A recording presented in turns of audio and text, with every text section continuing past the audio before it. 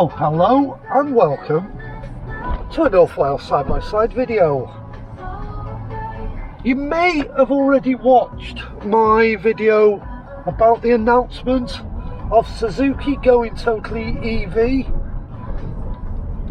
and I've had a few comments back saying, yeah, but they're just phasing out the old models. Yes, they are. The Swift's going. We know we've got a new Swift coming, but if you read the announcement, they will slowly be changing over to full EV. So as models phase out, they won't be replacing them. So we're going to lose the Swift. We'll lose the Swift Sport eventually. Once they've run out of cars in stock, you won't be able to buy one again. The new Swift, I can see that only being the hybrid version bought into the country. Can't see any other versions coming in.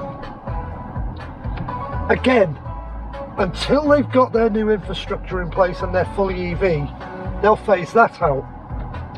We know the Jimny's going, which is a real shame, but I think I've figured out what they're doing and why they're doing it. On the whole, Suzuki in the United Kingdom are a very, very small player. They don't sell anywhere near as many cars as the bigger manufacturers. They don't sell anywhere near as many cars as Toyota, as Ford, as Citroën, as Peugeot in the United Kingdom. So Suzuki can afford to go, right, we're going full EV, we're going to follow the rules that the British government have put in place, all this net zero rubbish which needs scrapping, worst thing that any government could ever put into place, and go fully EV. And it's a really good reason, I think, why they're doing it, because they don't really need the British market. Suzuki are massive in some countries. You look at India, Suzuki's market share in India is vast, and they sell a lot of cars.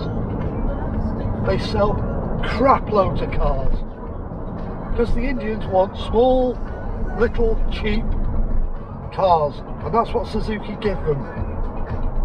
So let's get back to the UK.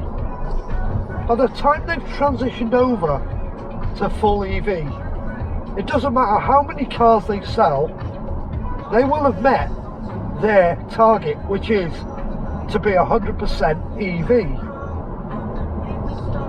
Now what that will do will allow Suzuki to sell credits to the manufacturers that haven't met their targets, so that manufacturer doesn't have to pay the crazy fines, which is £15,000 per car over the quota in the United Kingdom that manufacturers are going to have to pay, unless they can buy credits off another motor manufacturer that's met their EV targets.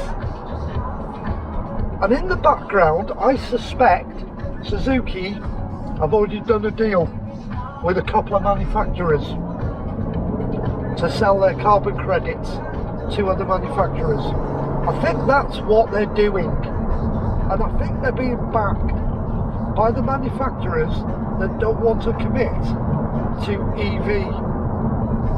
And I wouldn't be surprised if one of the manufacturers that they've struck a deal with is Toyota, because they've already got an ongoing agreement with Toyota to supply them with hybrid cars, which Suzuki rebadge. One of the Suzukis is a Toyota Corolla, made in the United Kingdom, and it's a hybrid. You can only buy it as a hybrid. That helps Suzuki at the moment with their carbon credits. But that is what I suspect Suzuki are up to. They're not bothered about the very small numbers of petrol cars they sell. Go for pure EV, be 100% EV producer, and sell the credits to other car companies. that is what I think they're doing. When I'm sort of been reading between the lines in the statement they made. That's how I read it. Suzuki are not being stupid. They don't really need the British market. They've got good markets in countries that aren't going down the net zero route, and they can carry on selling what makes them a profit. Small, cheap petrol cars in vast numbers, so they can sacrifice the United Kingdom. That's my view. Let me know what you think. That's where I think they're going. It's a real clever plan, but they have support from other manufacturers. So they're not as daft as they seem, I don't think. Anyhow, they're only my views. Let me know what you think. Put your thoughts in the comments. Let me know. Please consider liking, please consider subscribing, and thanks for watching.